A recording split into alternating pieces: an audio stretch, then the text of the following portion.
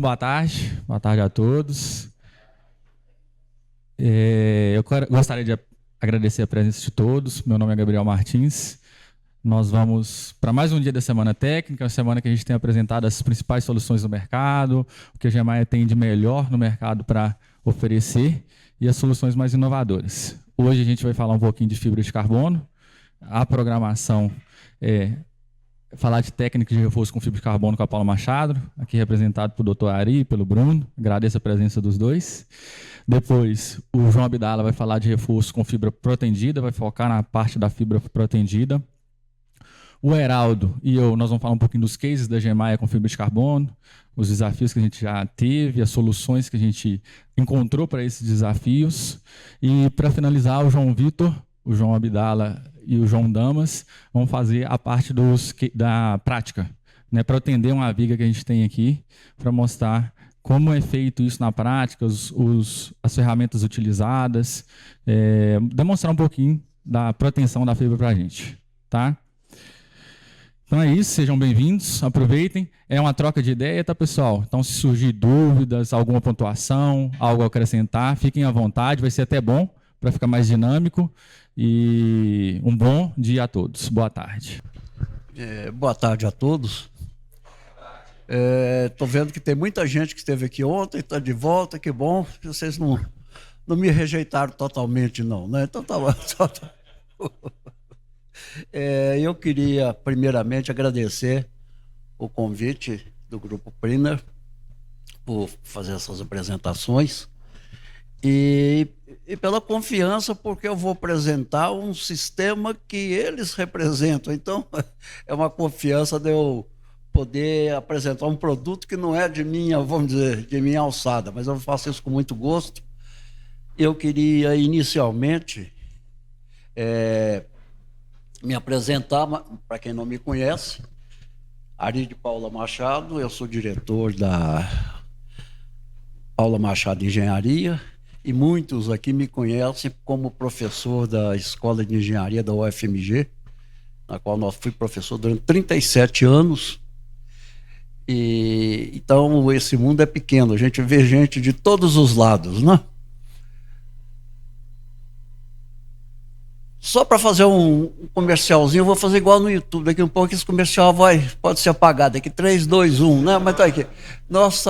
A Paula Machado é uma empresa que está fazendo 51 anos esse ano de atividades ininterruptas, e nós temos essa gama de projetos. Nós somos especializados em projetos civis, de modo geral, e à medida que o tempo foi passando, nós fomos aumentando o ranking de especialidades.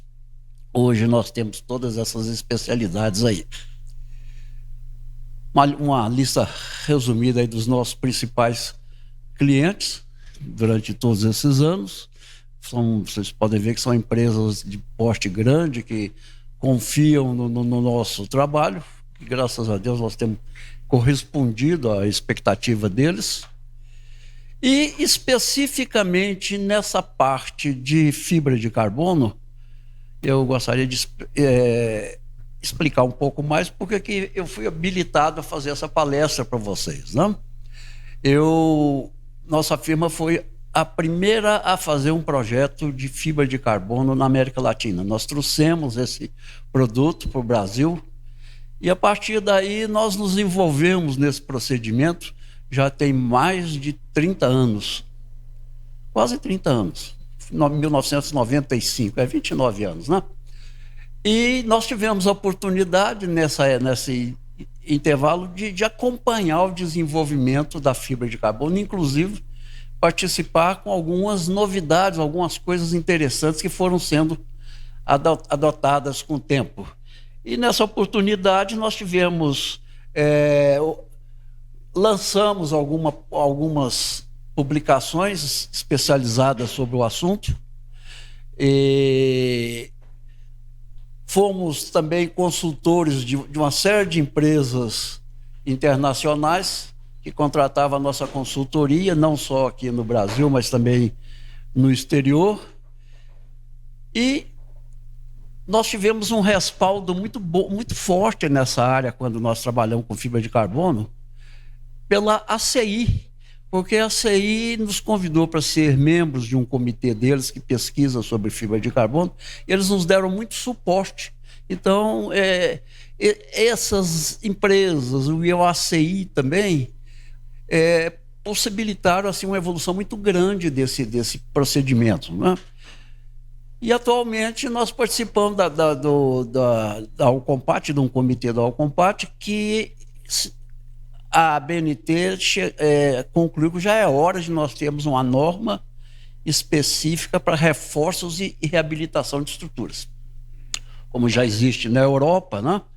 E nos Estados Unidos, mas aqui nós não temos. Então, esse comitê aqui da Alcompat, ele está tratando exatamente de fornecer input para que eles possam fazer uma norma específica sobre isso. Então, acabaram os nossos comerciais. Obrigado. Vamos falar sobre os conceitos básicos da proteção.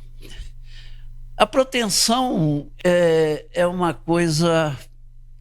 Quando se fala proteção, tem-se uma ideia completamente, né? Proteção, o que é a proteção? É uma compressão aplicada no elemento. Porque o grande defeito do concreto é não resistir bem à tração, né? Então, se nós temos um reforço passivo, vamos dizer que nós colocamos uma fibra de carbono na parte inferior de uma viga. Essa fibra só vai funcionar quando ela receber um carregamento. Enquanto ela não se deformar, ela está lá de enfeite, né? Quando vocês pegam, por exemplo, uma peça e aplicam uma força de compressão, uma barra protendida, apertam a extremidade dessa viga com a força de compressão, essa força de compressão é incluída na capacidade resistente da viga. Ela passa a ser de um elemento inerte, passivo, ele passa a ser um elemento ativo. E todo o carregamento que entrar só vai deformar a viga positivamente depois que esgotar os esforços introduzidos pela força de proteção. Então, o princípio básico da proteção é só isso, né? Eu tinha um professor que era muito famoso, professor de resistência de materiais, que se chamava Jaime Ferreira da Silva. Ele foi muito conhecido aí no Brasil todo. Ele dizia que proteção é uma flexão normal metida besta. Então, essa era a impressão dele, a definição dele, né? Bom, então, se nós temos um esforço solicitante Q, e se nós temos um resultante de proteção P, isso é uma figura grosseira, grotesca, né? Mas é só para procurar melhorar o entendimento. Nós temos três condições. Se sendo P diferente de Q, se P é igual a Q, o esforço é anulado.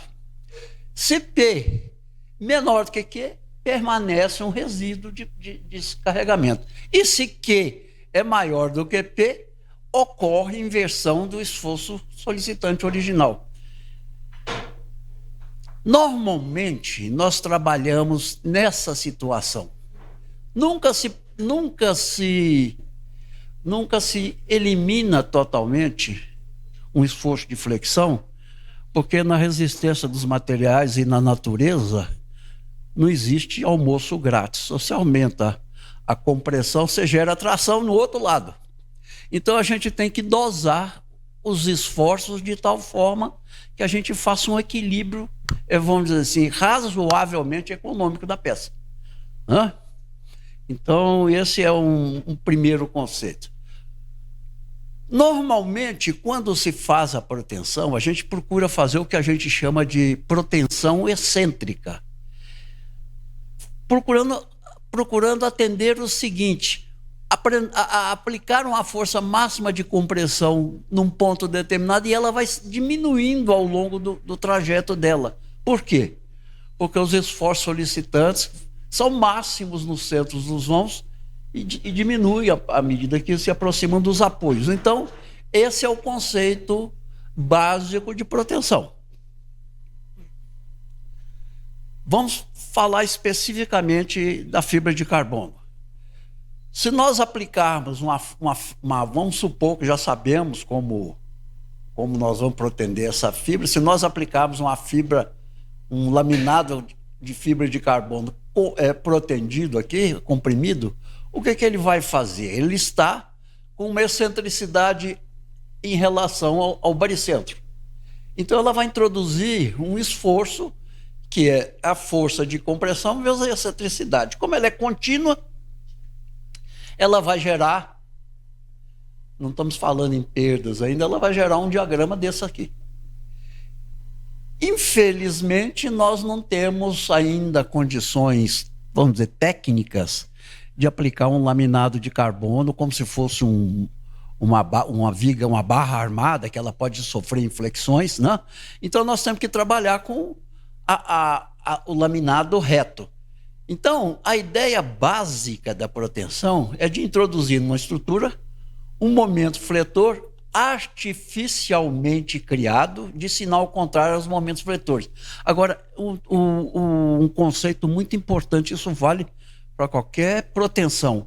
Esse esforço artificialmente criado, ele se incorpora à peça e passa a fazer parte permanente da peça. Ele não desaparece, a não ser que você destrua esse sistema de proteção. Então, a partir desse momento, a gente fala assim, peso próprio mais sobrecarga.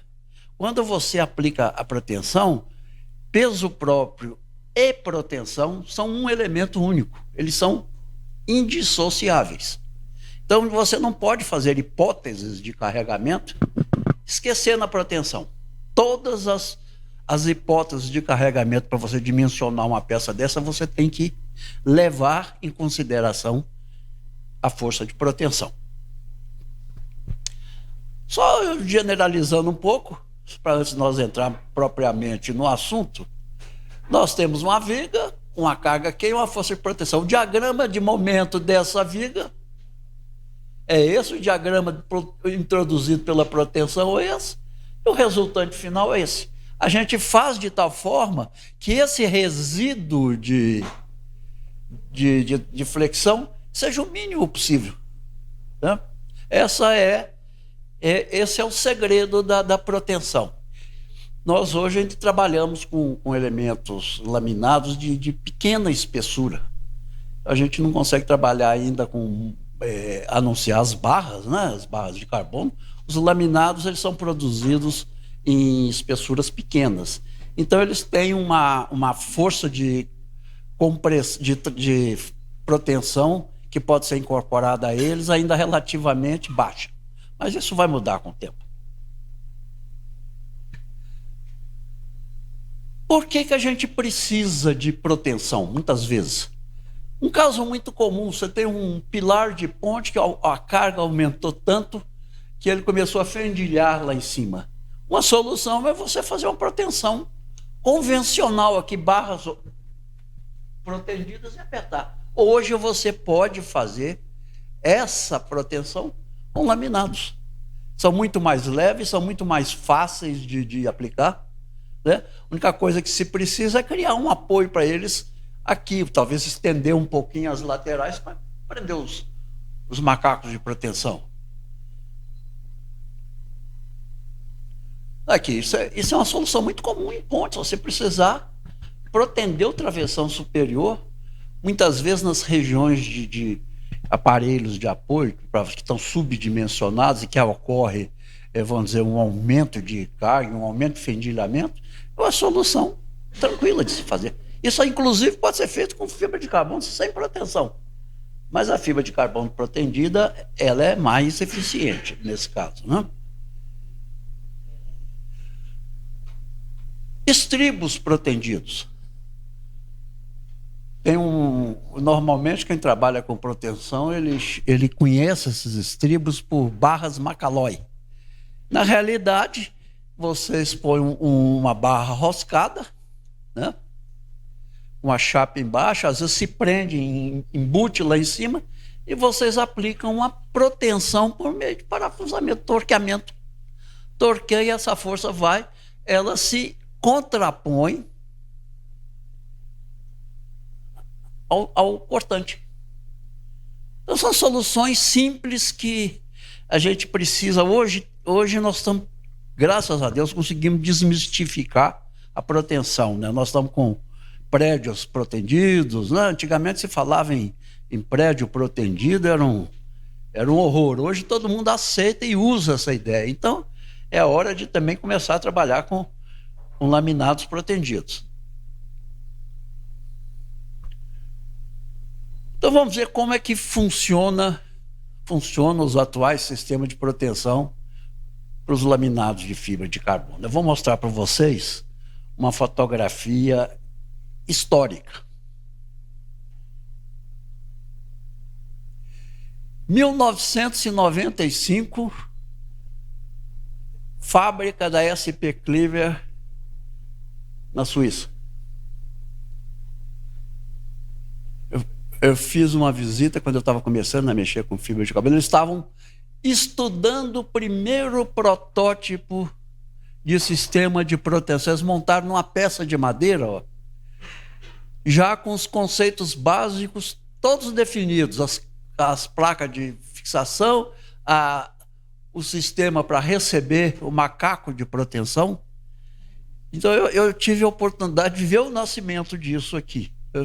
Olha os macacos como que eram antigamente, né? Isso aí foi há muito tempo atrás. Então, qual é a sequência construtiva para uma proteção de laminados? Primeiro, regularização do substrato de concreto. Toda recuperação, todo reforço parte fundamentalmente da necessidade de se tornar o substrato que vai receber esse material são. Não é? Você não pode aplicar material de alta tecnologia com grandes esforços num substrato que não aguenta. Então você tem que corrigir a interface de aplicação dos materiais para que o concreto realmente tenha capacidade de receber e redistribuir os esforços. Normalmente, quando se aplica a fibra de carbono sem ser protegida, desde que o substrato tenha uma resistência correspondente a mais ou menos 15 MPa, é suficiente. Mas, muitas vezes, vocês têm que trabalhar com um FCK mais alto. Então, isso vai depender do estudo e da pesquisa que se faz e da indicação que se faz, né? É como um médico dá uma colher de um remédio para um e duas para outro, né? Então, é uma coisa assim, cada um tem que receber a sua indicação própria. Normalmente, a chapa de aço a ser empregada na proteção é recuperável, você não perde essa chapa, tá? Uma das extremidades do laminado deverá ser colada ao substrato para que se faça proteção por outro lado, mas isso não é uma imposição. Você pode se proteger pelos dois lados, mas não é usual. Né? E como laje protegida em edifício, ninguém protege pelos dois lados. Protege por uma extremidade, prende a outra. Esses equipamentos, eu estou falando rapidamente, vocês vão ver uma demonstração bem clara disso depois, só para já ir criando o conhecimento básico, né? Então, uma das extremidades tem que ser fixada, puxa-se pela outra. Após a utilização do adesivo para o preenchimento do espaço entre o laminado e o concreto, a proteção é aplicada. Vocês passam a resina epoxídica no laminado e fazem uma primeira colagem e só depois é que é feita a proteção. E após o endurecimento do adesivo, o equipamento é retirado, não fica nada lá mais, né? Não tem nenhum resíduo construtivo que não é aproveitável. É aproveitável.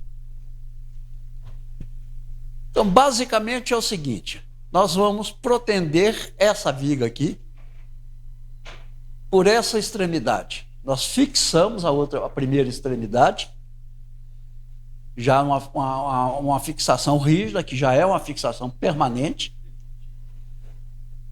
Esse aqui é o equipamento do macaco de proteção. E esse aqui é um equipamento móvel na qual a ponta do laminado é preso e ele é empurrado. Se vocês quiserem uma analogia muito grosseira, é como se você estivesse apertando um cinto. Você puxa o cinto pela fivela, né? A hora que chegar no ponto, você enfia naquele buraquinho que prende o cinto. Então, eles fazem exatamente essa mesma coisa. Tá? Então, nós temos o equipamento de fixação, o macaco de proteção, que ele fica fixo, mas separado, um pouquinho separado do laminado, que ele não pode obstruir o movimento do laminado. Essa peça aqui que realmente ela se desloca esticando, né? Deformando o laminado. Então, basicamente é isso. Depois que se chega à tensão desejada, vocês travam o equipamento, fixam as placas no laminado, deixam uma parte do equipamento, pode ser desmontada logo em seguida, mas outra parte fica até que se faça a cura da resina. Normalmente, essa cura da resina, a gente espera pelo menos 24 horas. A gente espera que se atinja uma tensão de pelo menos 70%. Né? Agora, é uma coisa importante também, que a gente chame a atenção, essas informações são para aplicações entre 20 graus centígrados e 30 graus centígrados. Uma vez eu fiz um projeto para Quito, no Equador. Eles aplicaram a fibra, no dia seguinte a fibra estava toda no chão. Eles aplicaram a 4 graus centígrados. Não iniciou a cura, o material não curou. Aqui em Belo Horizonte nós já tivemos uma experiência muito interessante, que numa das etapas da construção demorou algum tempo, nós tivemos que aquecer o concreto para poder prender a fibra, e no outro nós tivemos que resfriar o concreto, porque para manter uma temperatura mais ou menos nessa faixa. Então é preciso ter muito cuidado com essa observação, que a faixa de aplicação é entre 20 e 30 graus. Tá? Não é quer dizer que se não ficou... no caso da temperatura menor do que isso, a tendência é cada vez retardar a cura. E no outro caso extremo, já acontece um problema oposto. A cura é feita tão rápida que a gente mal tem tempo de aplicar direito o processo. Porque você coloca, você ainda tem um tempinho para ajustar. Então, se você trabalha com temperatura muito alta, é quase que pega instantânea.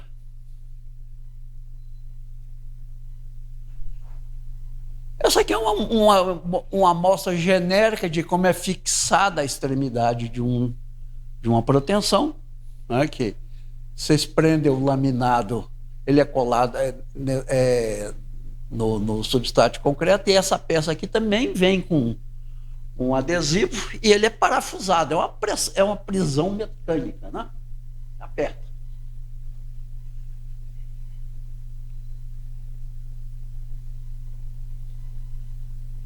Então vamos fazer rapidamente como é que é feita uma preparação de um substrato, que cuidados que a gente tem que ter para que esses sistemas possam ser adequadamente aplicados.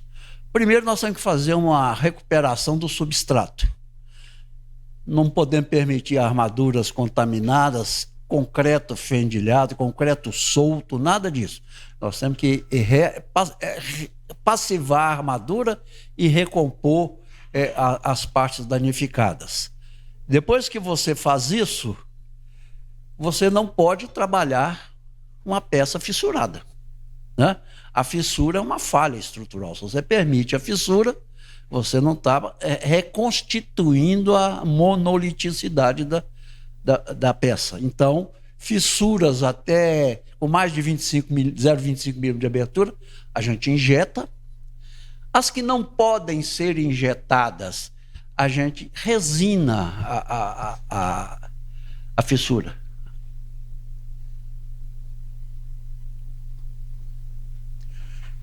Depois que está recomposta a superfície, o substrato do concreto, o que nós fazemos? Nós vamos, então, limpar a superfície. Essa limpeza pode ser feita de muitas maneiras. Jato de água sob pressão, com areia e granalha metálica, hoje praticamente está proibido, né? A não ser que você especifique, como o professor Paulo Helene gosta de fazer, arenitos e quartzitos, né? Injetar com arenitos e quartzitos, não é areia, né? Então, lixadeira, quando a área é pequena, a gente usa a lixadeira. E depois dessa limpeza, o que faz? Os poros devem ficar o mais limpos e abertos possíveis. Vocês, então, a partir desse instante, vocês aplicam uma ponte de aderência. Um produto que vai melhorar a aderência entre a superfície do concreto e o concreto preenchendo os poros. A famosa ponte de aderência que todos vocês já conhecem. E essa ponte de aderência é fundamental para o funcionamento do sistema. Então, basicamente, esse esquema aqui mostra uma viga, né? Um corte de uma viga, que nós temos as placas aplicadas aqui na extremidade, nós temos a superfície regularizada, essa superfície ao lado do laminado, ela tem que estar regularizada. O laminado já é resinado e aplicado na superfície. E os macacos de proteção do sistema Clever, SP Clever, são esses aqui, ó. Tá?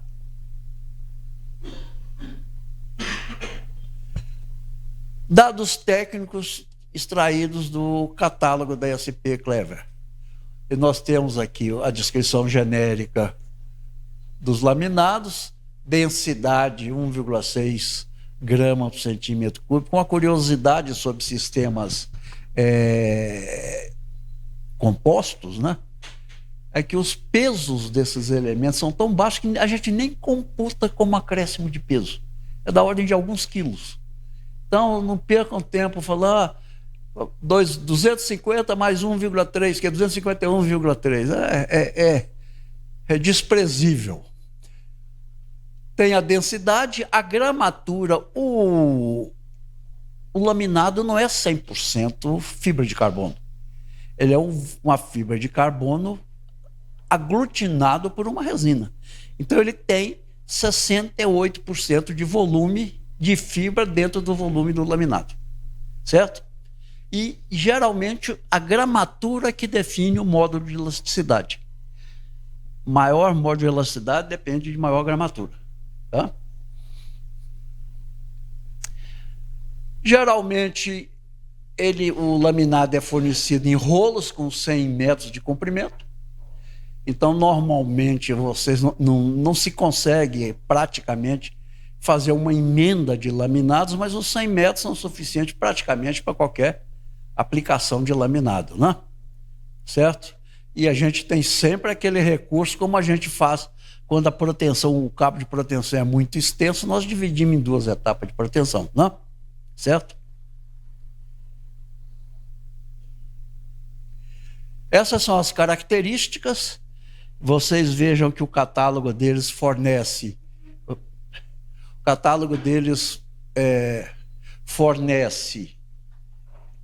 a força de proteção em função da deformação. A gente calcula a força em função da deformação. Geralmente, as estruturas nossas de concreto, elas raramente aceitam uma proteção maior do que 0,7, 0,8 por 1000. Então, a proteção já é, vamos dizer, convencionada, trabalhar nessa faixa de variação que está indicada aí nessa tabela. Tá? Então, nós temos laminados de 50 por 1,2 de altura, né? 50 milímetros de largura, 1,2, 50, 1,4, 60, 80, 100, 90, e vai assim, conforme, né, o que se precisa da utilização desse laminado. Aqui é um outro gráfico do catálogo deles, e que eu coloquei aqui porque tem uma observação aqui que eu acho importante. Olha, dá o consumo estimado de resinas, daqui para vocês já terem uma ideia de o que esperar de consumo de resinas numa aplicação dessa, né? O laminado é cortado no comprimento especificado e geralmente ele é limpo com álcool isopropílico. Ele tem um tamanho e vocês deixam os espaços extra para colocação dos aparelhos de fixação. E o deslocamento, claro, do jacaré. Né? Certo? Então, o jacaré, né? E jacaré e mais o deslocamento, né? Tá.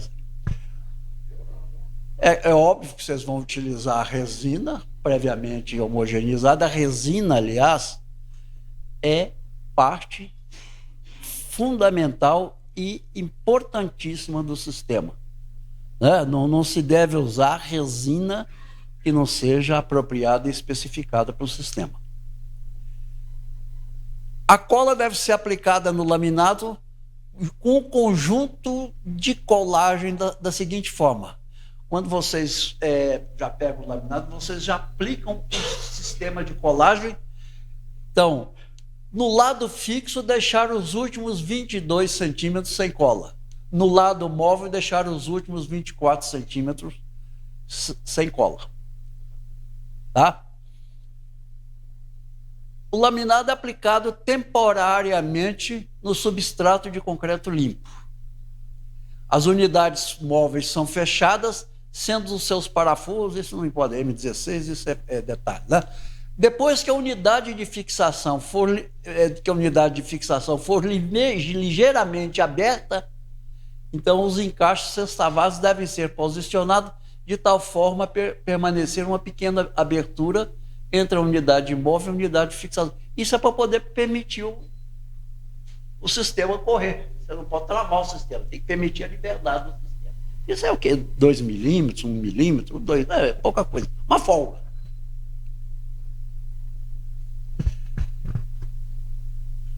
Os equipamentos de proteção dos laminados. Esse aqui,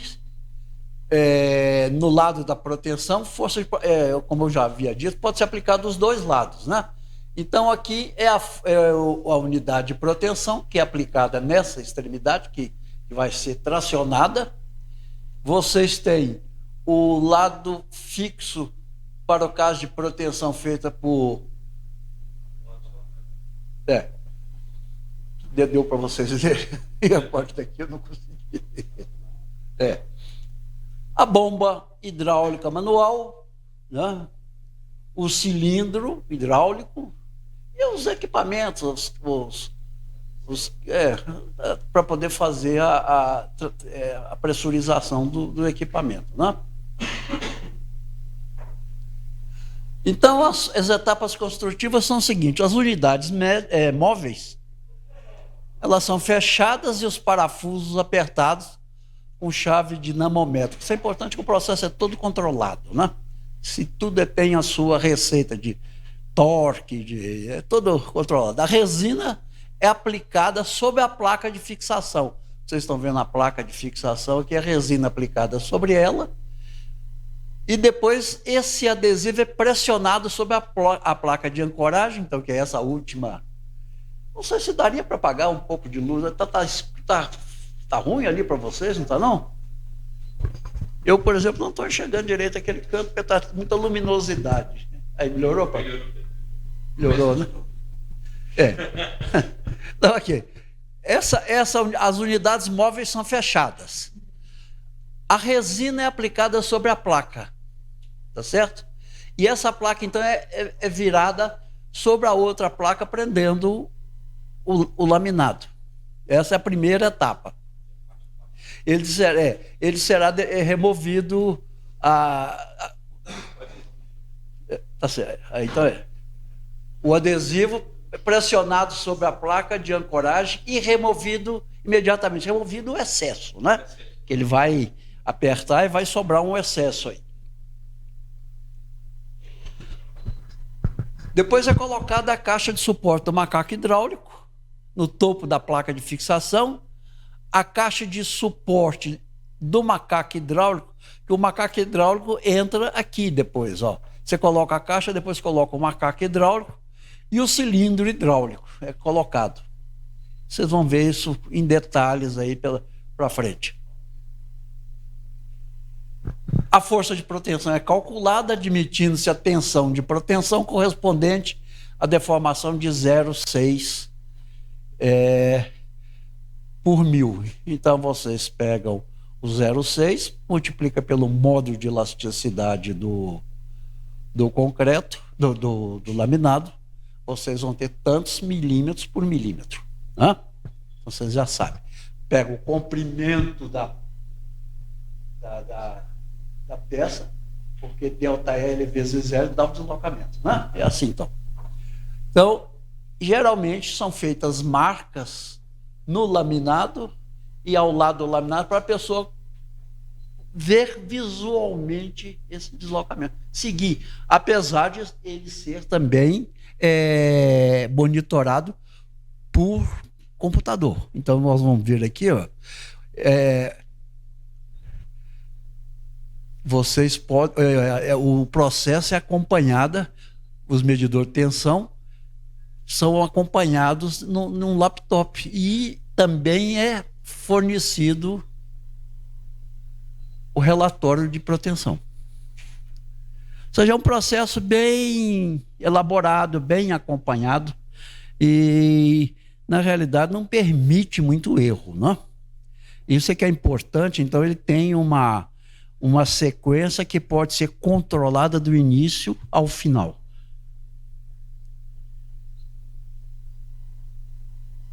Atingida a proteção recomendada, bloqueia-se a força de proteção. Aperta o cinto na fivela, né? Tá travado. E depois que os espaçadores são apertados, ou seja, o sistema está travado, é feita a desmontagem parcial do sistema. Vai desmontando as peças à medida que vai sendo feita a cura da resina. Porque você não pode ficar também parado esperando 2 dias para poder protender outro. Você já vai tirando, linha de montagem, né? Então, a não ser que você tenha muito equipamento na obra. A remoção do sistema só pode ocorrer após a cura da resina atingir 70% de sua resistência, normalmente em 24 horas, em temperaturas entre 20 e 30 graus centígrados. E a cura total ocorrerá em 7 dias. Eu não sei se a ASP também tem uns procedimentos que podem acelerar isso, que são procedimentos de cura térmica, mas eu acho que eles ainda não são muito acessíveis, não, né? Ele está falando. A parte das resinas é o que mais deve ser controlado. As situações que necessitem de algum tipo de celeridade maior na aplicação, o controle de temperatura e da resistência são fundamentais para o momento da... Não, a pergunta que eu te fiz é a seguinte: a cura pode ser acelerada por meio de procedimentos térmicos? Já existem experiências nesse... Perfeito. No procedimento da ASP, o padrão é 24 horas para liberação. 24 horas, né? Tá. Então, vemos algumas aplicações dos laminados no Brasil. Os laminados da ASP Cleaver. Esse é o reforço do edifício dos Correios, no Rio de Janeiro. Vocês veem aí os sistemas aplicados. Foi a primeira, né? Foi a primeira no Brasil.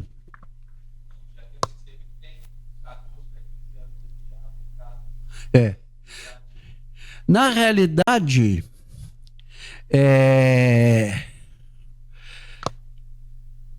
antes disso, já foram aplicados laminados SP não protendidos, né? Só o protendido é que tem esse tempo, né? Então, vocês podem ver aí as placas, as ancoragens, o sistema, os parafusos esperando para a colocação dos equipamentos. Então, foi uma aplicação relativamente grande, essa aplicação da Caixa Econômica, dos Correios. Mais fotografia dessa aplicação.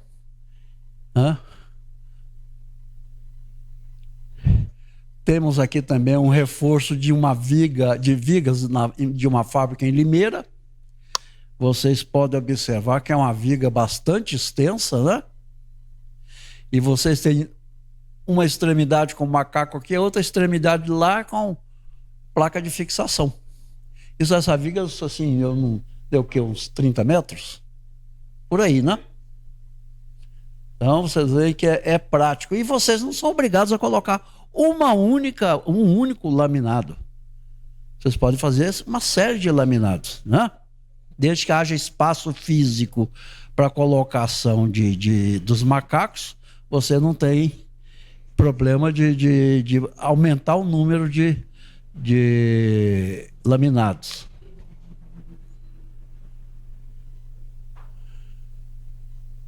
Esse aqui, em Pernambuco, vigas no Suns Club, está sendo feito agora, né? Pelo que o João Abdala me falou, está sendo feito no momento essa aplicação. E vocês... Então, vocês veem que o sistema é sempre o mesmo e aplicado. Vocês estão vendo que a maior parte dessas aplicações que foram mostradas aqui são nas laterais da viga. Mais de 1.000 metros já aplicados com proteção dessa obra. 1.000 metros, né? É aquilo que eu falei, dividir a proteção. Às vezes, por problemas de comprimento ou por problemas de logística, a gente pode dividir a proteção. Tá? Isso eu ia falar, mas foi bom se me lembrar. Muitas vezes também, vocês estão vendo aqui aplicações, quase todas elas, ou para negativo de lajes, ou nas faces das vigas. Não é necessariamente obrigatório que seja nas laterais da viga. Você pode reforçar pelo fundo das vigas. Aqui já tem até está sendo preparado aqui para ser aplicado no fundo da viga.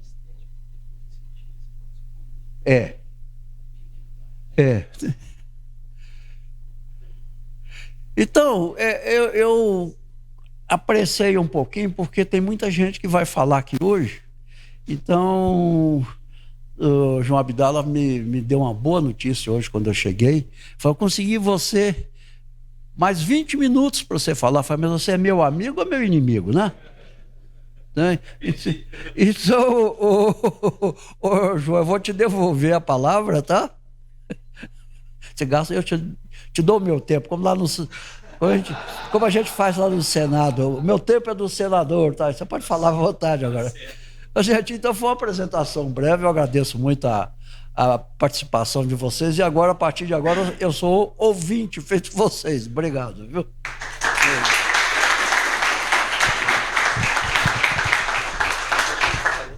É só lembrar que não é só a temperatura baixa que interfere no processo. A umidade excessiva também interfere. Então, eu uma vez fiz um trabalho aqui perto de Belo Horizonte. Como é que chama o condomínio lá? Morro de Chapéu. Demorou 2 semanas para a resina curar. Porque era um reforço de uma piscina, era um ambiente extremamente enclausurado, onde não tinha... Aquilo que eu falei, Birajara, nós já usamos secador para poder secar. Eu sei, mas...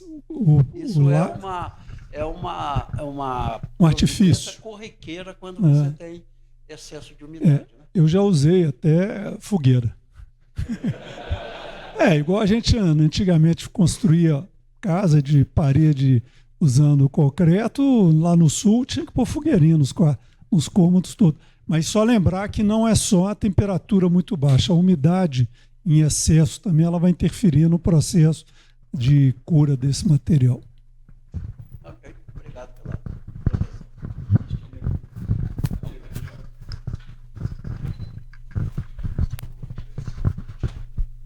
Ari, tudo bem? Obrigado pela palestra, tá? Leonardo da P Engenharia. Se eu te perguntar uma coisa, em relação ao comprimento máximo, né, de aplicação aí, o que você está recomendando aí? 30 metros, 40 metros, proteção dos dois lados de um lado? Tem alguma regrinha ou não? Praticamente a limitação é o comprimento do laminado. Porque como o laminado é externo, ele não tem aquelas perdas que nós temos de atrito, curvatura. Então, ele praticamente conserva a força de proteção inalterada ao longo do percurso dele. Então, é o que você precisar realmente. Ótimo. Tá bom. Obrigado.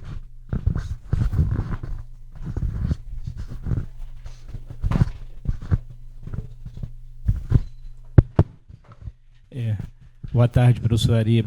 Parabéns mais uma vez aí. Eu queria tirar uma dúvida, talvez você possa responder. Existe casos de utilização da fibra protendida em blocos que sofreram RA?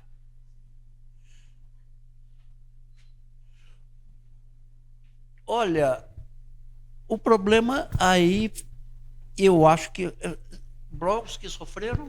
reação álcool agregado. O grande problema é a contaminação, né? Você tem que eliminar a contaminação. Desde que você tenha um controle de, vamos dizer, permeabilidade, que você não vai deixar esse material atacar ou coisa, você pode usar. Geralmente a gente pode usar um outro material revestindo para isolar e para depois aplicar, né? É uma aplicação que eu sinceramente, eu não vi ainda. Mas eu acredito que seja possível, né? Obrigado.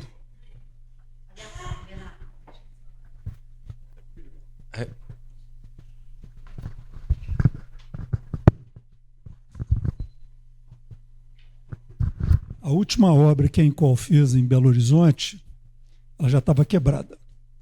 E ela fez uma negociação com uma jazida de agregados, e era agregado reativo. E os blocos de fundação, que tinham mais de 4 estacas, todos eles sofreram reação ao álcool agregado.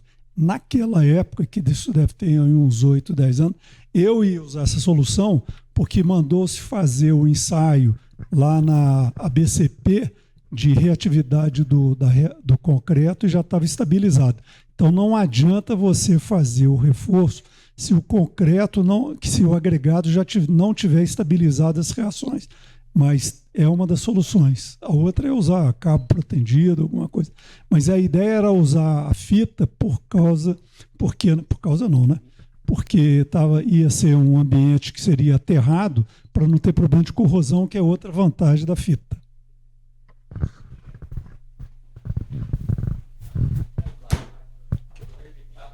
Eu queria saber o seguinte, qual é um ensaio?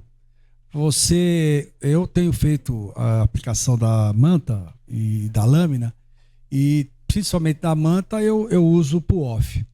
E da lâmina eu vou adequar. Qual que é o ensaio que a gente faz, ou deve fazer, para a aceitação porque você, no caso não da lâmina protendida, mas da lâmina colada, usaria o mesmo critério da manta? Você faz o pull-off com as mesmas características? Você faz cola uma amostra, prepara e depois ensaia? É a mesma coisa? Mesma coisa.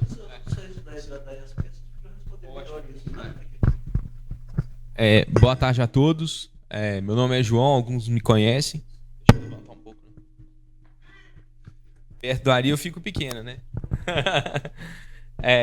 Bom, então, falando um pouquinho da resina e das possibilidades, a gente está falando de uma situação que é extremamente delicada, que é a reação ao álcool agregado. Se a gente for avaliar as condições que precisam de ser garantidas para uma situação como essa, a ancoragem química e mecânica ela é excelente desde que a gente tenha condição de garantir toda a condição de contorno dela, né? Desde de uma estabilidade da peça até a estabilidade do substrato, né? Porque a gente tem ali um concreto que ele tem potencial reatividade. Então, em todas as situações, o que o Ari falou, e eu vou falar de uma maneira um pouco mais direta, né? É que a presença de água ou percolação de água numa situação como essa impede que o sistema possa ter uma seguridade estrutural, né? Num segundo momento, falando um pouco mais das resinas, né? A gente estava falando um pouco de tolerância à umidade, de situações de teste, inclusive para ensaios de certificação do sistema. O primeiro ponto se todas as condições do substrato forem garantidas, já é um primeiro teste, né? Que esse é fundamental não só para a execução do sistema protendido, como para o sistema passivo, convencional. Num segundo momento, pode ser feito ou deve ser feito um sistema considerando o pull-off convencional, uma vez que as tensões de solicitação, sejam elas num cisalhamento ou de arrancamento, elas podem ser simuladas com a normativa vigente convencional. A partir de um ensaio, de uma comprovação da eficiência do sistema passivo, todas as tensões admissíveis do sistema protendido são consideradas as necessárias para que o sistema seja feito. Apesar de ser um sistema protendido, o que a gente tem que lembrar é que a solicitação da resina, independente da necessidade, né, se ela está pré-tendida, se ela está passiva, né, frouxa, ela vai ser solicitada com uma tensão que tem que ser admissível pela resina. Então, se a resina ela suporta numa condição estática, a diferença da proteção e das tensões internas ligadas ao material, elas não influenciam na aderência entre a lâmina e o epóxi. Eu acho que eu dei uma voltinha um pouquinho maior, mas acho que é importante para que a gente discuta do início ao fim de todas as necessidades desse sistema. Por quê? Né? O Ari falou uma situação que eu acho que é bem importante. A regularidade do substrato e as condições de aderência são o ponto fundamental de todo o sistema. Né? A gente está falando de um sistema que ele tem uma aderência mecânica e química, mas que é a química que tem que fazer o maior trabalho dele. É uma das maiores discussões que eu e o outro João, que uma outra brincadeira, se vocês falarem João aqui, vocês vão acertar uns 4, 5. Então, se tiver dúvida, é só chamar o João que vem. É isso.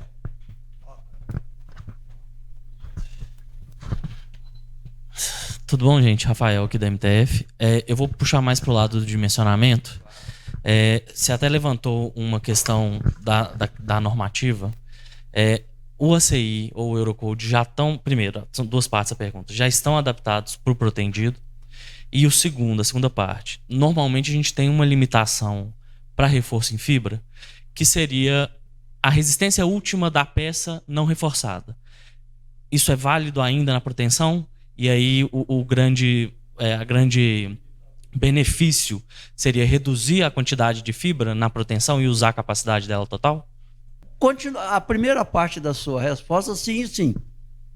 Né? Agora, a segunda parte, você falou?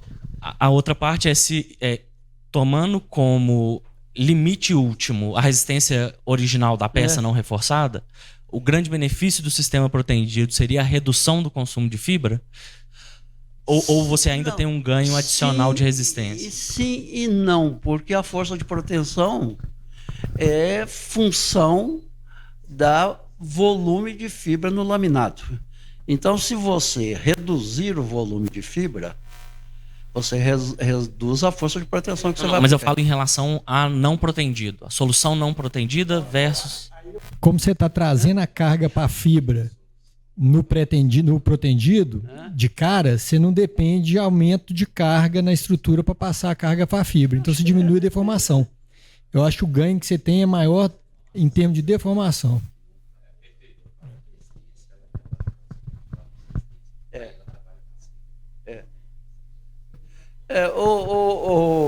O Bruno me deu uma informação que eu acho interessante. Passei para ele, por favor.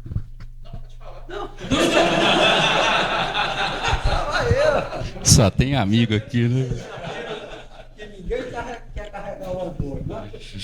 Não, porque eu estava sobre a pergunta dele, a parte do estado limite último, por óbvio que no cômputo, né, do momento resistente final, essa fibra passiva ela trabalha normalmente, né, sem a proteção. Então você pode computar assim, mas a questão se é mais econômico não é o que o Ari levantou. Isso aí é um trade-off que tem que ser feito.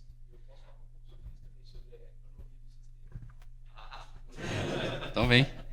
Mas tem, né, esse cômputo da proteção, ou ela passiva ou não, porque a proteção, apesar de aparentemente consumir menos, né, a gente colocar menos lâminas para atender uma solicitação mais que a gente tem que combater, ela tem um custo mais elevado né, da montagem, da proteção. Então, não é só o material em si, né? Essa conta é difícil, principalmente no Brasil.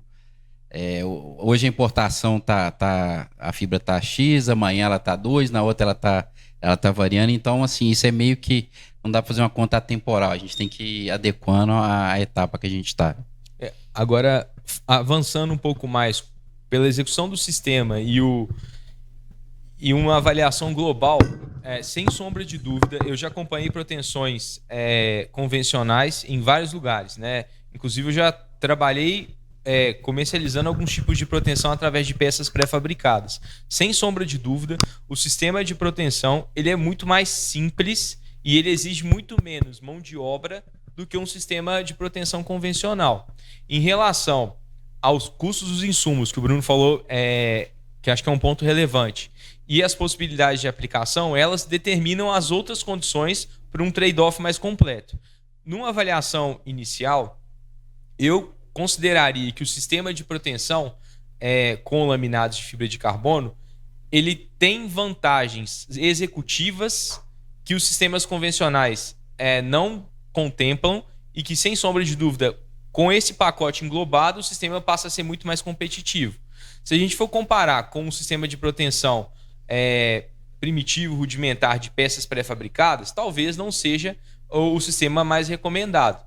Mas a gente se tratando aqui de situações de recuperação e de obras que exigem algum tipo de intervenção, sem sombra de dúvida, no paralelo entre uma estrutura a ser protegida externamente com uma cordoalha, pode ser inclusive protegida, né, e o sistema de laminado, o custo por metro do sistema ele passa a ser bem competitivo. Eu não vou falar que ele é sempre mais barato, mais econômico, mas dá para a gente brigar com tudo.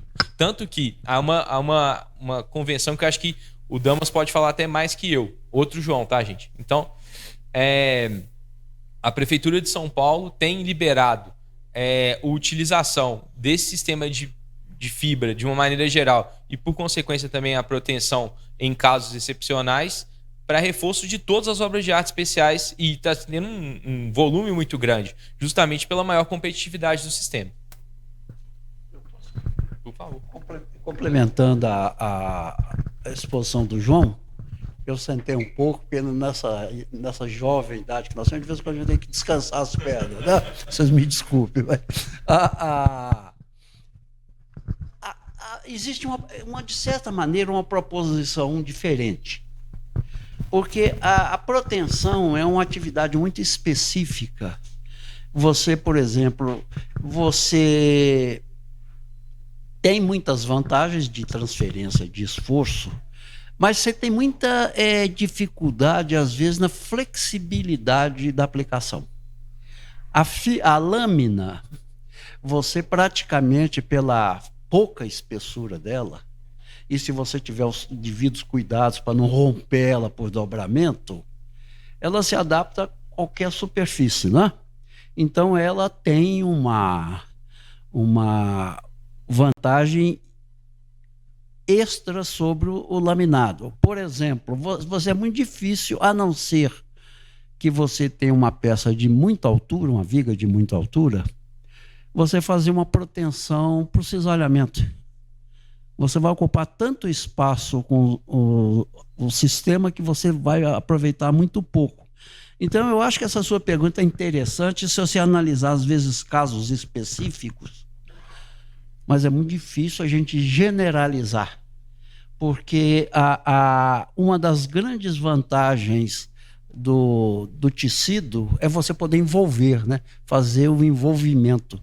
Então, você fazer um envolvimento, por exemplo, para torção com laminados é muito difícil, né? Protendidos, né? Protendidos. Mas você me despertou uma curiosidade, eu vou fazer uma pesquisa sobre isso. Tá? Se eu puder te dar uma resposta. Né? Só complementando, acho que também né, quando a gente vai projetar o reforço, é importante entender assim, essa aplicação vamos falar, é residencial, é industrial, você tem acesso o tempo todo, não tem, pode ficar aparente, não pode ficar aparente.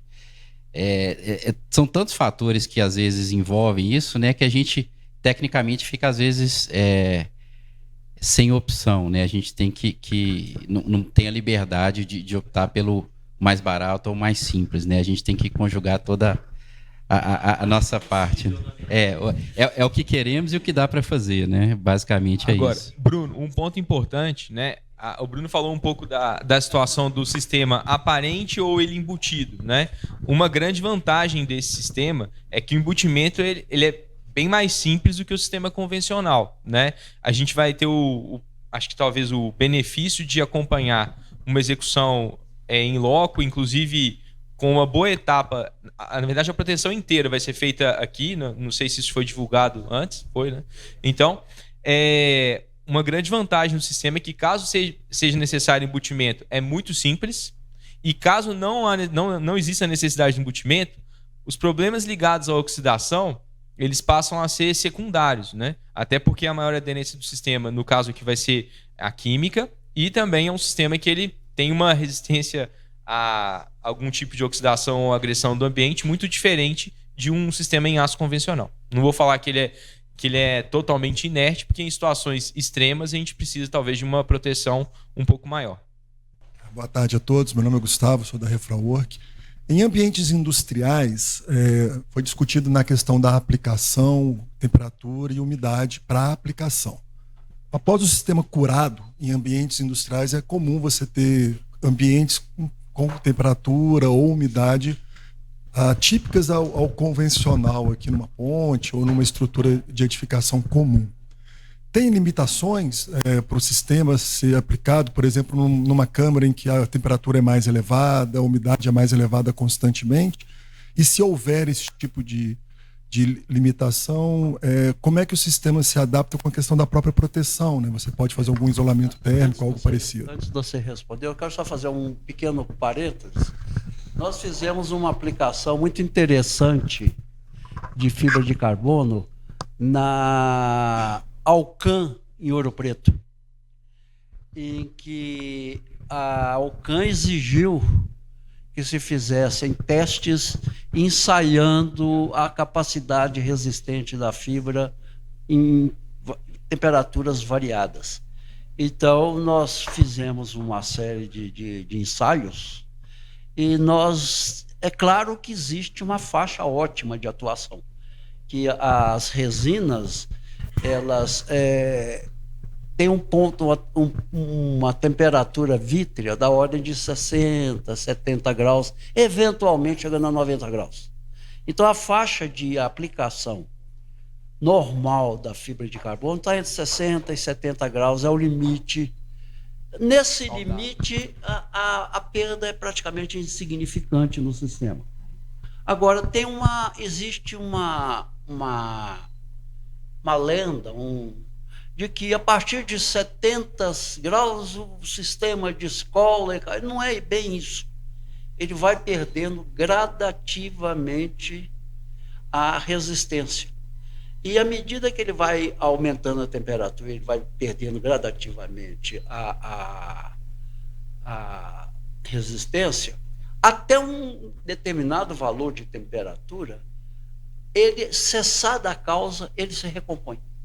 A partir de uma determinada temperatura, ele já não se regenera mais, ele começa a perder.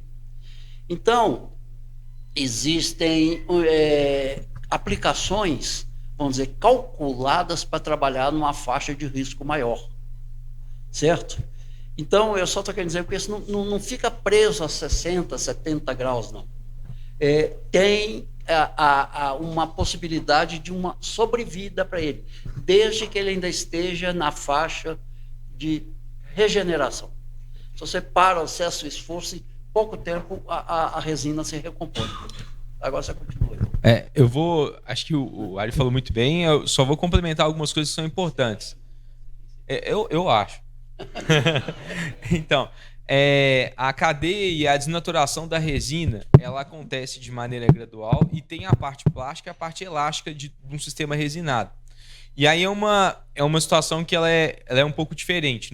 Sempre a resina, quanto menor a espessura e mais bem aderido o sistema for, menor é a perda entre o laminado, por exemplo, e o substrato.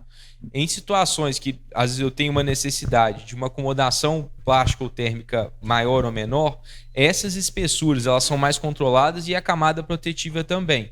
Hoje a gente tem até sistemas simples como argamassas que a gente consegue com 20 milímetros um isolamento térmico de um gradiente de mais de 100 graus. Então, em situações convencionais que as estruturas de concreto trabalham, né, sem sombra de dúvida, o sistema ele pode ser protegido com uma seguridade tão boa quanto qualquer outro sistema. Nessa questão térmica, apesar de ser um sistema que tem a interface química, sem sombra de dúvida, ele também pode ser utilizado sem restrição. Né? Perfeito, Gustavo.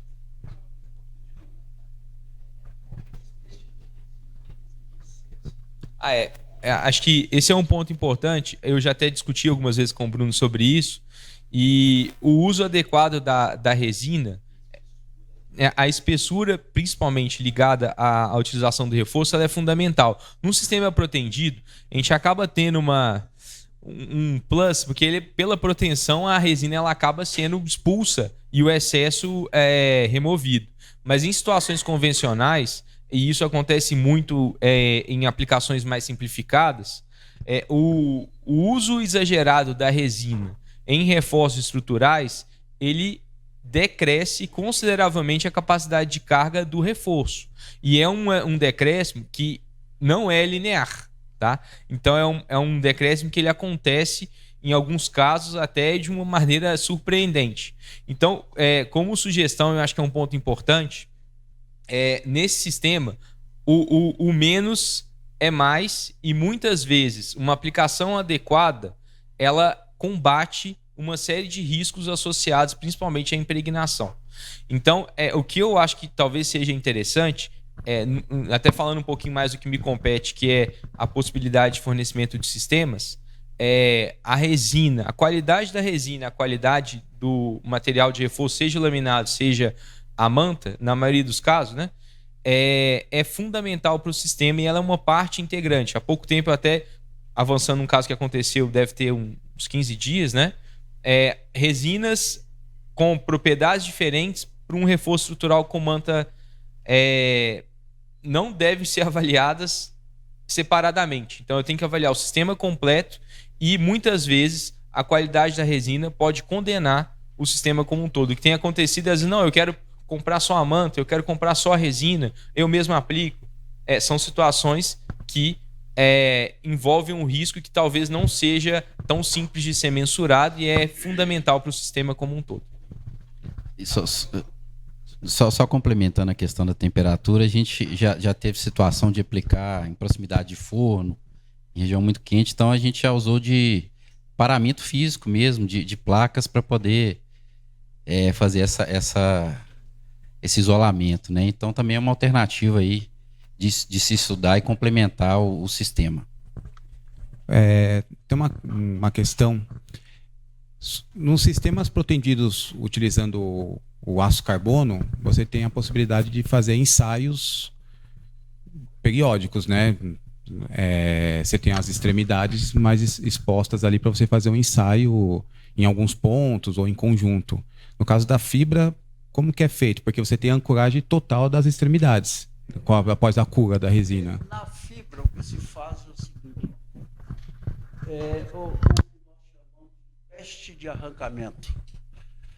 Uma vez que a fibra esteja bem aderida ao substrato, ela não tem perigo de não estar transferindo as suas características. Então, esse teste a gente faz, inclusive na hora da aplicação, costuma-se fazer, para ver se ficou bem aderido. Mas você aplica uma prensazinha hidráulica, você recorta um quadrado ou um círculo na aplicação, cola uma placa de aço e arranca. Então, conforme o tipo de arrancamento, você sabe como está se comportando o sistema. Normalmente, o resultado esperado é que você saia com a fibra e um pedaço de concreto aderido. Esse é o mais normal. Isso significa que o substrato é que rompeu, não é o sistema que rompeu. Tá? Então, existem uma série de gradações deste teste que te permite fazer esse acompanhamento. Agora, uma coisa também que a gente precisa tomar muito cuidado, principalmente aqui no Brasil, que nós somos o país dos destemperos, né? A fibra, nas instalações industriais, o pessoal prefere não revestir o sistema. Deixar aparente para o pessoal saber, ó, aqui não pode mexer, aqui não pode fazer nada. Mas mesmo assim, você chega lá, você vê parafuso preso, placa soldada. Então, o sistema, ele é frágil a vandalismo. É preciso ter muito cuidado, porque qualquer coisa pode, um disco de corte pode acabar com o sistema desse. As aplicações também precisam de ser rigorosamente bem feitas, né? No mínimo, né?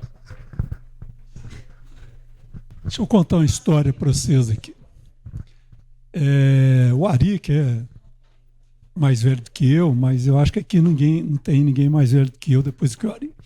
A gente sabe que ninguém faz cura em estruturas. No máximo, o pessoal joga uma aguinha lá na laje e acha que fez uma cura.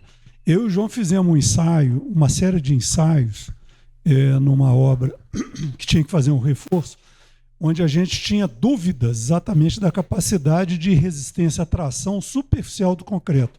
E detectamos que, dependendo do trabalho que você for fazer, é bom fazer o ensaio de pull-off na superfície externa de vigas e lajes, porque às vezes essa resistência é muito baixa e o sistema não vai funcionar direito. Bom, pessoal, boa tarde.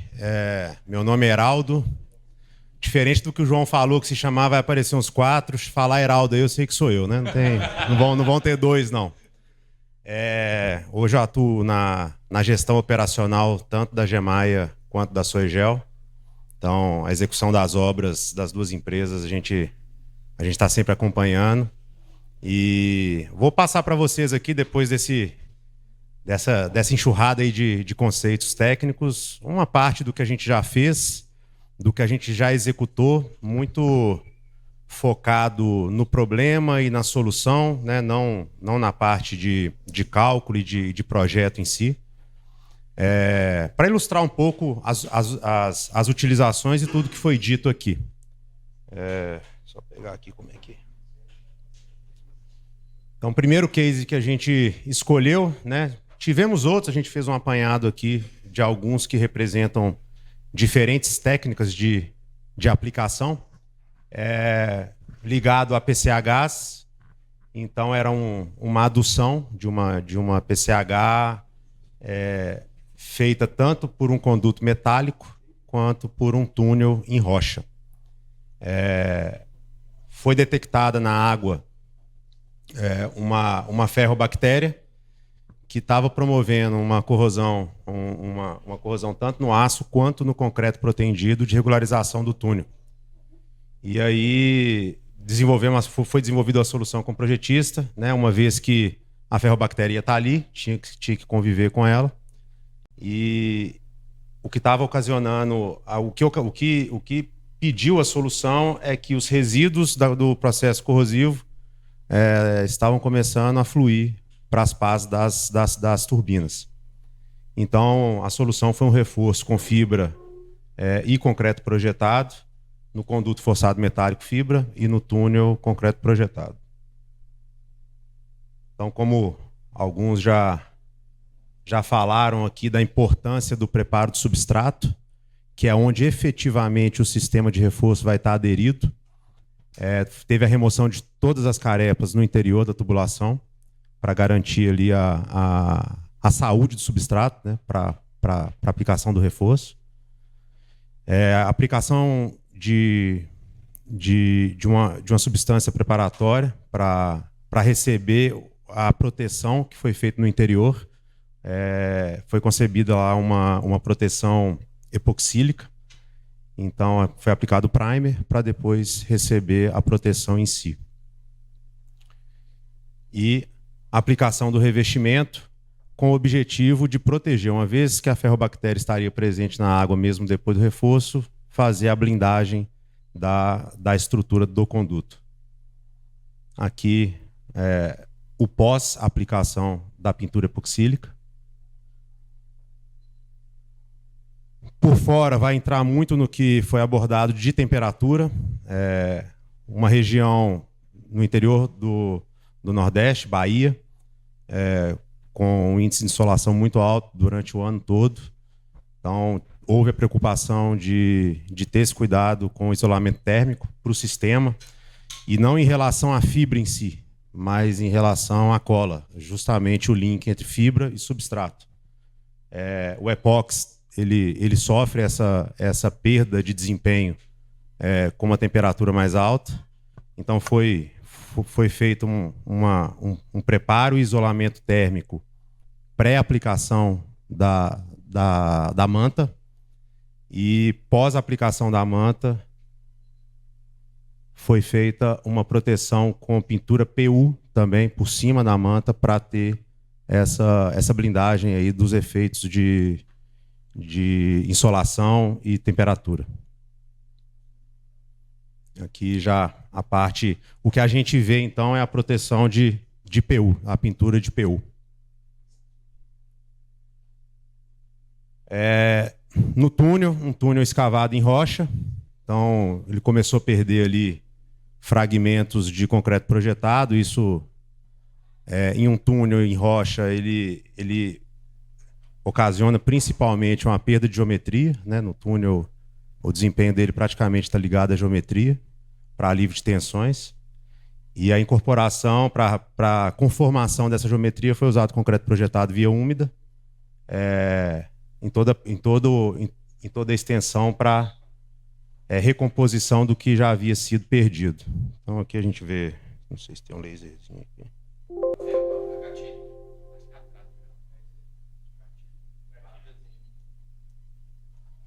Então, aqui a aplicação do concreto projetado via úmida, né? Vocês todos aqui conhecem. Tem uma foto aqui que está até... Concreto projetado, o concreto chega via úmida no bico, e no bico a incorporação de aditivo acelerador de pega, de tal forma que no contato com o substrato ele inicie sua pega imediatamente, né? E não havendo aí o escorrimento dele. E aqui um comparativo da situação antes e da situação depois.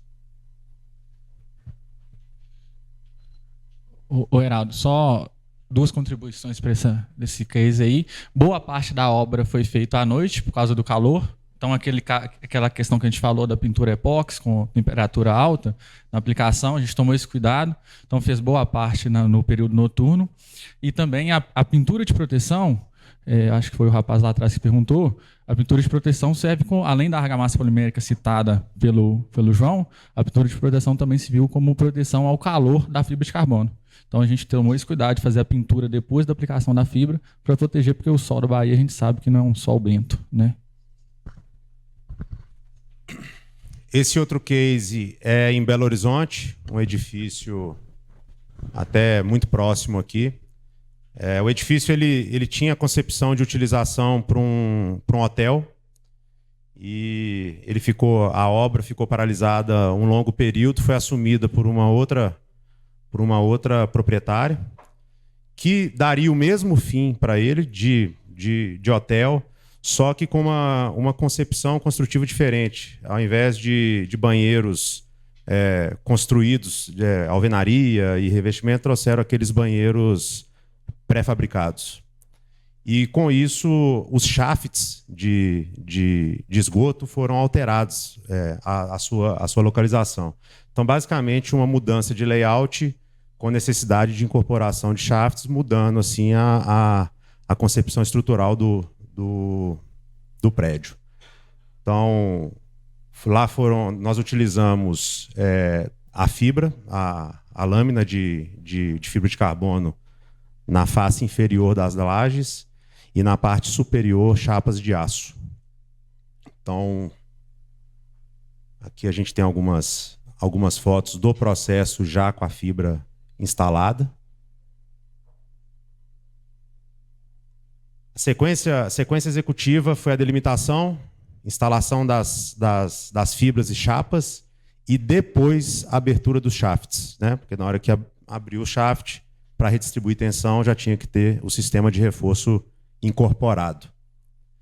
Utilizamos esse equipamento, um ponto importante, esse edifício foi todo construído em lajes protendidas, então tinha que ter uma acurácia muito grande para, no processo de corte, não ocorrer o corte das cordoalhas. Então, todo o processo de as-built, demarcação, estudo da estrutura, esses furos, os pré-furos aqui foram feitos para a gente ter a certeza de que não estaria numa área de cordoalhas. E utilizamos um equipamento que é uma motosserra hidráulica, ela para corte de concreto, equipamento super seguro, com uma produtividade muito alta, um corte preciso e diamantado.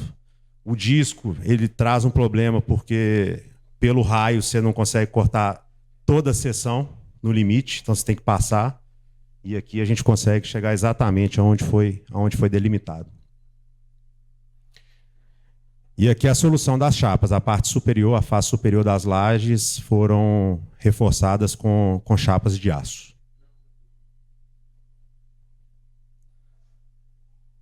Esse aqui é um terceiro case que a gente trouxe. É um prédio, um edifício com utilização residencial.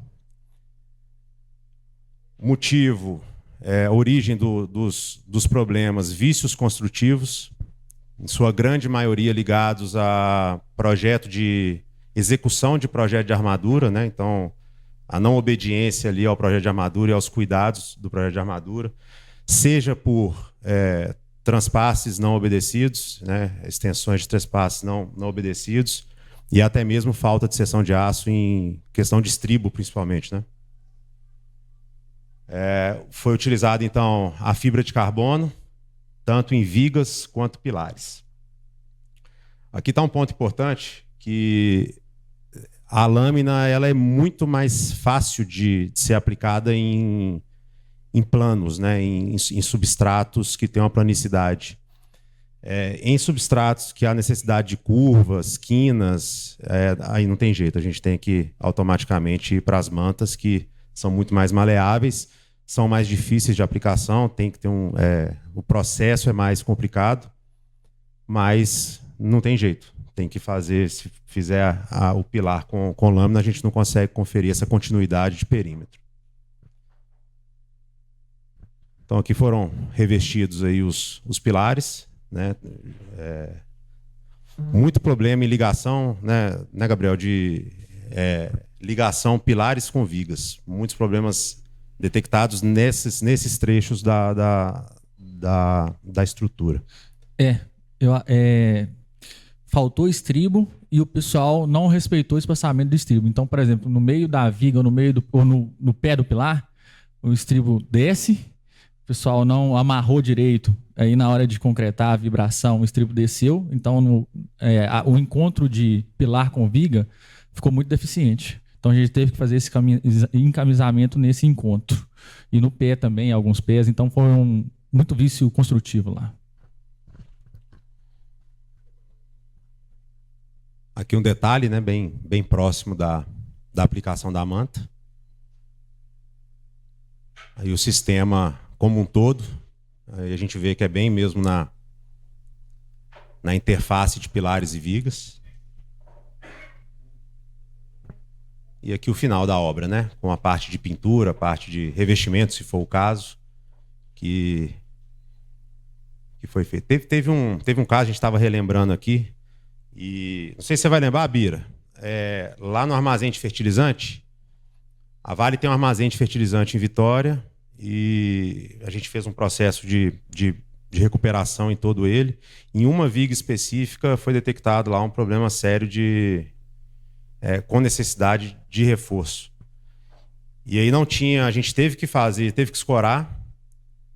Tivemos que fazer o primeiro, tirar uma parte ali daquela camada superficial do concreto, para depois aplicar a fibra, justamente pela não resistência da camada superficial.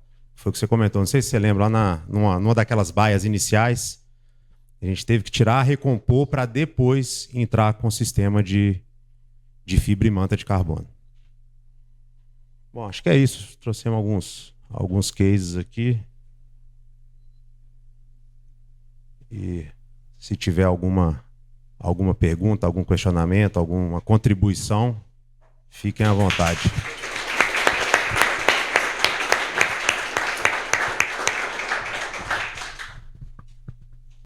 E hoje não vai ser diferente. Então, a gente preparou em uma das vigas do nosso galpão, a gente preparou uma demonstração do sistema, né? Então, a gente já fez toda a etapa preparatória, igual o professor Ari detalhou na apresentação, né? Exige, e é muito importante, uma boa preparação. Então, tudo isso já foi feito antes, com bastante antecedência, para que a gente demonstrasse só a proteção, tá? A aplicação da técnica de proteção com a colagem da resina. Então, nós vamos passar um time-lapse resumindo isso. E aí é bem rápido, né? Porque foram alguns dias, né? Entre idas e vindas, mas dá para a gente ver todo o planejamento da atividade, a colocação das peças, medição, marcação, lixamento, limpeza. Tudo ficou bem definido. Então, acredito que vocês vão conseguir ver bem. E aí depois eu vou convidar vocês a ir lá no local onde que vai ser protendida, beleza? Então esse é o processo de lixamento, né, preparatório. A gente pegou e fez a marcação do eixo da viga entre os pilares, e aí a gente fez o lixamento da estrutura com disco diamantado. Depois fez uma pré-montagem do sistema no piso, para a gente ver os parafusos necessários, as porcas. E aí a gente fez uma pré-montagem do sistema para fazer a marcação correta dos furos, porque tem que ter um cuidado muito grande. Os furos não podem estar desalinhados, porque senão a fibra torce, e aí tem que ter um cuidado. Isso aí a gente já executando os furos. A gente deixou a fibra escorada, né, para ver que a gente não ia fugir em momento algum da marcação. Isso a gente acabando de furar. A habilidade do furo, né? E fazendo a colocação das barras para ver se estava no diâmetro certo. Aí a gente já fez a preparação, a colagem da resina, aí cortou um pouquinho. A gente, com a pistola, a gente vai mostrar a pistola lá embaixo com a resina. E aí cortamos as pontas dos chumbadores e fomos fazendo a colocação. A placa já está colocada lá. E a colagem do lado passivo. Essa colagem foi feita ontem porque a gente precisa dessas 24 horas da cura da resina. Então, a gente fez a colagem ontem mais ou menos na hora do almoço. Então, passou um pouquinho aí das 24 horas. Isso. Né? E já está tudo preparado. E agora a gente vai para lá. Quer complementar, João? Acho que é bom. Alguém tem alguma dúvida do time-lapse, das etapas que foram feitas antecessoras ao que a gente vai ver? Porque agora, quando a gente for descer, a parte toda que vai ter passiva, ela já vai estar instalada justamente pelo endurecimento da resina, né? Então, a gente vai trabalhar na proteção in loco todas as etapas posteriores. O básico que aconteceu, que eu acho que é importante deixar bem descrito, né? Que o posicionamento, a furação, a instalação dos chumbadores e toda a montagem, a pré-montagem do sistema, já é uma recomendação do próprio fabricante, né? O ideal é que todos os equipamentos sejam montados em etapa antecessora para que toda a possibilidade, inclusive, de movimentação do jacaré que a gente vai ver agora lá embaixo já esteja sido prevista para que não tenha nenhuma surpresa. Afinal, a gente vai fazer uma aplicação de uma carga elevada num sistema laminado com uma espessura de 1.2, 1.4 milímetros. Né? Então, a gente está falando de um sistema que vai estar tensionado para carregar no mínimo 3, 5, 6 carros ali, que é uma tensão até figurativa, né? Mas que ele está sustentado por um sistema de 1.2, 1.4 milímetros com 50 milímetros de largura. Então, é óbvio que a precisão de um sistema desse precisa de ser muito grande. Por isso que a gente está tendo esse cuidado todo, né? E, óbvio, as empresas também, aplicadores, precisam de ter toda essa preparação e esse cuidado também em todos os processos que a gente possa ver em campo.